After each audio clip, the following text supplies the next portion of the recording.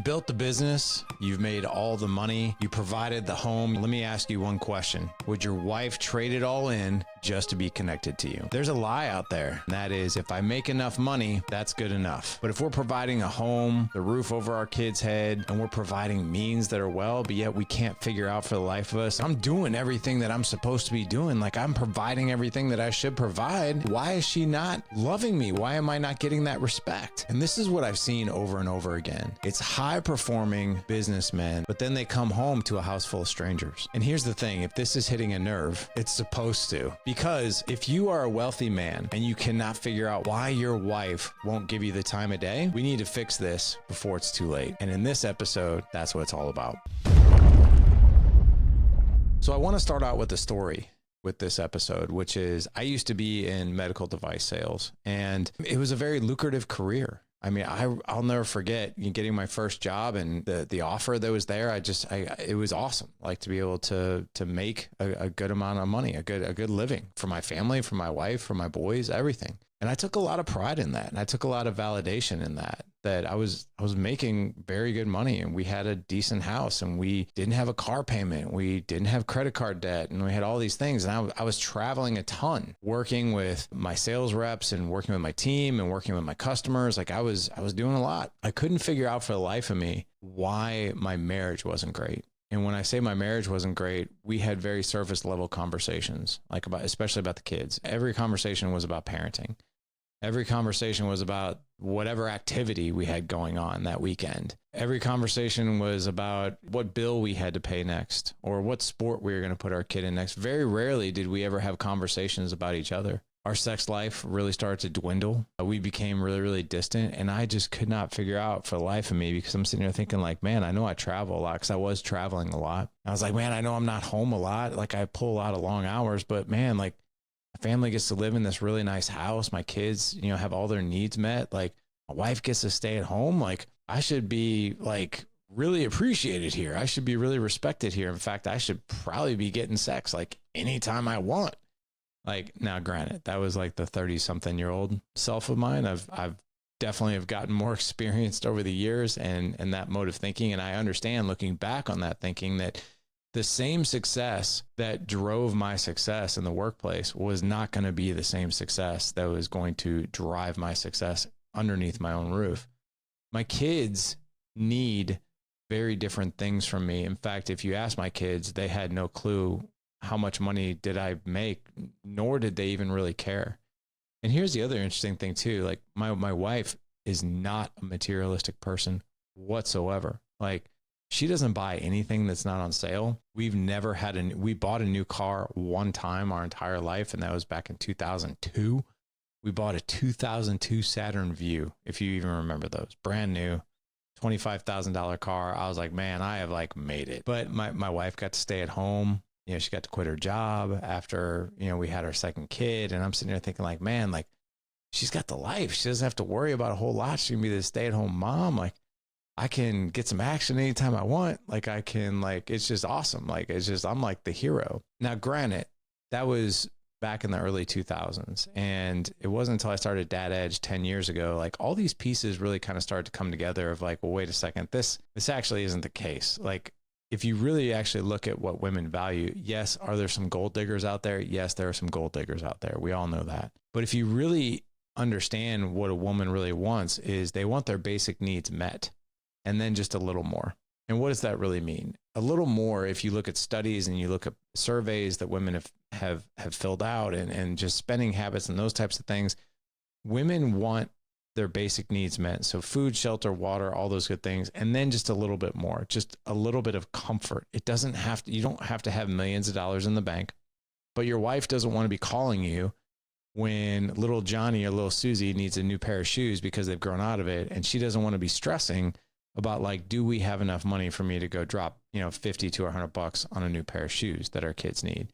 If she's worrying about that, then yes, there's things to worry about. But if she's like, you know what, we can buy a new pair of shoes and we're going to be okay. That's what most women want, is they want to be comfortable. They want their needs met, and they want just a little extra. They don't want to be, worrying about every single paycheck that comes through just so they can get make sure that this bill goes through and this payment goes through without bouncing and that kind of thing. But here's where a lot of people get tripped up. This is where a lot of men get tripped up. And I'm going to be going over 5 things in this particular episode that will really, really help you. If you're a wealthy man and you make a lot of money and you're just not getting, like, your intimacy level in your marriage is just not there, the connection with your wife just isn't there, well, you might need to rethink a few things, because I made some of these mistakes too. And number one, the first problem is this: thinking money equals love. And for a lot of us, we provide financially for our families just fine. We think about, like, well, it's, I need to pay for Christmas. I need to pay for birthdays. I need to pay for vacations. I also need to pay for things that go underneath this house, underneath this roof. Like, I need to make sure that everybody's getting their needs met. But here's the thing: love is not built on possessions. It's not built on things. It's built on one word. It's built on connection. Connection, connection, connection. So what do we do about that? Instead of focusing on the things that we bring to the table that are monetary, like the bills that we pay or the shoes on our kids' feet or the roof over our heads or anything like that, what if we were just, when we are home, we are 100% presence? So we do away with the idea that everybody needs presents, right, as in gifts, and we really, really sink our shoes into the fact that our family needs our presence, which is our intentional presence, which is conversations, which is connection, which is quality time, right? What would it look like if we spent quality time? And I'm not talking about like running your kid to practice or going to the grocery store with your wife, but what if we actually did weekly date nights with our kids, with our wives? And this podcast is more geared towards, your wife. Weekly date nights, weekly quality time, walks around your neighborhood, hikes, daily check-ins on how your relationship is going, right? Weekly check-ins on what's going on for the week coming up. Here's the other thing too: love her in her love language. And women, for you, love him in his love language as well. Do the same. But love her in her love language, right? If she's a quality time person, yes, it's important that you make money. But what's really important is if you connect with her by making time with her, right? If she's an acts of service person, it's not necessarily about the money, the amount of money you make. What really might move the needle is just some of the things that you do to help around the house, right? That really fills her cup, right? It might be something like that. It could also be words of affirmation. So instead of like buying something else or providing something else, what if you were just to compliment her on something very, very specifically? Right. And a compliment is it's not like you look awesome in those yoga pants. It could very well be that easily if your wife likes that. My wife doesn't. She's more of a appreciate things that she does, not how she looks in her yoga pants, but you got to know those things.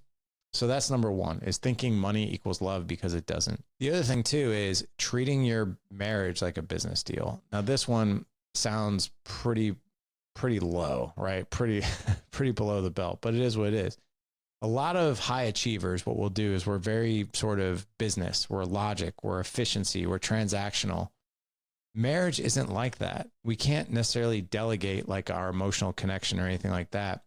We actually need to create a deep relationship. And we're not going to do that if we're more transactional, if we're more logical, right? We need to stop seeing our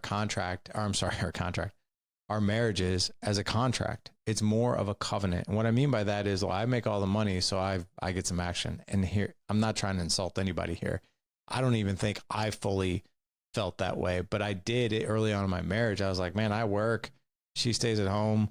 Like, I do this, she does that. Like, I mean, I should be getting like the bare basics. Like, I should be getting some action like a couple times a week at least. And that was without the consideration of like, I need to make sure that my wife's needs are met too. And I'm not talking about the financial ones. I'm talking about all the emotional ones, the physical ones, all those things that provide that connection during a relationship. We need those things. The other thing too is active listening, right? We're not going to create any type of connection if we're not actively listening to our wives. So think of it like this: there is no shortcuts to creating an incredible marriage. There's no transactional things that come with, creating a deeper marriage. Not even necessarily sometimes logical things. It all is based on emotional connection. How good of a conversationalist are you? Do you take her out? Do you ask her really good questions? Do you guys have conversations that are outside of parenting and what we're doing on the weekends with these kids and how many practices there are and all that other good stuff. So make sure that you are super intentional with knowing that your relationship with your wife is not a contract, it's a covenant. When we start treating it like that, she's going to operate just a little bit differently. She'll respond differently to you. The other one too is we've got to make sure that we're not prioritizing our work over our marriage. Nothing will slap your wife or your kids in the face more than if you're prioritizing your work. And I heard this quote not too long ago, and it really, really just hit me in the heart. And that is, the only people that are going to remember if you stayed late at work, stayed late and worked in the office, or you went in on a Saturday or whatever else to go work, it's your kids, it's your wife. Those are the people that are really taking note if you're working late and if you're prioritizing work over what should be the non-negotiable boundaries of spending time with your family.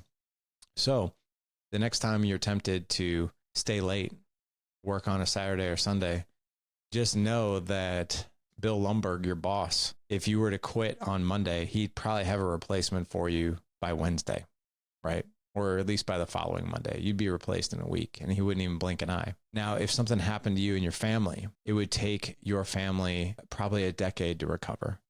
It would probably take them, it would take so much emotional recovery if something ever happened to you, right? So don't prioritize your work over your kids. Even if you think it makes sense, don't prioritize your work over your wife. In fact, you're going to earn way more credibility than when your boss is like, I need you to come in Saturday. And you're like, sorry, man, I'm not coming in Saturday. I've got this plan with my family on Saturday. It's a plan we've had for whatever else for a couple months. I'm not working Saturday. And trust me, they'll deal with that just fine. And if they don't, go find another job. That's not your place. That is not your place. If they don't value your time with your family, it's time to find another job. The other thing too is losing emotional and physical intimacy. So I'm not going to sit here and pretend that stress and exhaustion and just really lack of connection will lead to a passionless and sexless marriage. And men in particular, we neglect a lot of times the emotional intimacy and we try to move straight to the physical intimacy, which is a huge miss for us. We need to make sure that we are emotionally connected to our wives, right? Think of romance is not dead. It never is. It's actually just gets neglected for long periods of time. So don't forget about being romantic, touch your wife, compliment your wife, give her unexpected gestures, put a Post-it note on her mirror, buy her a bouquet of flowers when you're at the grocery store, send her a text, acknowledging and appreciating something that she did. Something like that. When you do these tiny, tiny little deposits every single day, man, they just go a mile. I actually just got tagged on Instagram from one of my one-on-one clients that one of my clients left a rose and a note on the passenger seat of his wife's car. I just thought that was gold. He obviously, had her key, drove to her place of work, unlocked her car, put that in her car on his way to somewhere else. God only knows what. But she actually took a photo of this and sent it to me on Instagram. And she's like, oh my God, this is just the best. And I'll tell you, man, that woman probably feels on top of the world. That man is someone who is highly attuned to her emotional needs. He knows how to love her. And that's just the way we do it. And then, hey, here's the final one. Don't think that divorce won't happen to you. A lot of people, a lot of guys out there are just like, well, I make plenty of money. I'm a high performer. Things in my life are going great. I don't get divorced. That just doesn't happen. That's for people that aren't getting their needs met. People that, dads who are broke. Well, guess what? If you're wealthy and you don't think divorce will happen to you, it will happen to you if you're not taking care of your stuff at home. And unfortunately, financially, it will probably put you in ruins because all the stuff you hang your hat on, being financially able to provide everything, well, that also gets compromised too with divorce. So successful men out there, heed this warning. Don't ignore the warning signs of divorce. Don't think that your marriage can survive anything. Don't dismiss your wife's complaints as nagging. She might be trying to tell you something. Don't think that money will fix all problems. It definitely helps to have resources. So if you need a coach, if you need a mentor, if you need a therapist or something, or if y'all need to go on a couples retreat, and figure some things out. If you've got money, you got resources, use them to go fix your relationship And here's the thing too, wake up before it's too late. You know, when it comes to being proactive in our life, we're automatically kind of wired to proactively take care of a few things, right? So like, for instance, we go to the dentist. We go to the dentist because we want a healthy mouth. We want healthy teeth. But the people that neglect their dentist appointments are the ones that get their teeth yanked out of their head because they weren't proactive with it. If you don't go and get proactive oil changes or maintenance on your car, well, your tires are probably going to pop if you're not getting those rotated or you're not getting those changed. Your engine eventually is going to be ruined if you're not getting oil changes. Your marriage is no different. Your marriage is no different. It needs that TLC. It needs that proactive approach to always be ready and willing to fix something or get in front of a problem before it ever even becomes a problem. The more we can be proactive, the better we're going to be. So if you're a high performer and you make a ton of money, I will tell you, heed these warnings well and do these things that we talked about today. Know that money doesn't equal love. Treating your marriage like a business deal is not ideal. Also, prioritizing work over marriage for the long term, that is not going to be something that's going to work out well for any of us. We also need to make sure that we are engaging our wives in an emotional connection before we jump right to the physical stuff. And then finally, don't think that divorce is impossible. Don't think that divorce won't happen to you, that you're immune to it. It happens to the best of us. But you don't have to be the most observant individual to look around and see a lot of high performing people, a lot of people in the limelight who are getting divorced. And you're like, holy shit, I never saw that one coming. I never even thought they could get divorced, but and they are. So listen, if you guys ever need help with this is the stuff we do on the daily in the Alliance. Head on over to thedadedge.com/mastermind for all the information on that. You guys, I'll tell you, man, we've been doing the Alliance now for our career guys, our 9-to-5ers for almost a decade now. We've been doing the boardroom now for 8 years, and that's for our business owners. We got 2 different programs. And I'll tell you, I never hear from anyone that this program sucks, I didn't learn a thing, and my relationships are worse because of it. We always hear the opposite. Man, I'm learning new skills. I'm learning how to connect to my wife. I'm learning how to communicate with her. I'm learning how to love her very, very intentionally. I'm more patient with my kids. I'm physically healthier. I'm mentally healthier. Like all of these things that go along with it. If you're doing the work, these good things will happen. So gents, that is my message to you today. No matter how much money you make, no matter how much of a high achiever you are, you got to take care of that marriage. You got to take care of it. Take it from me.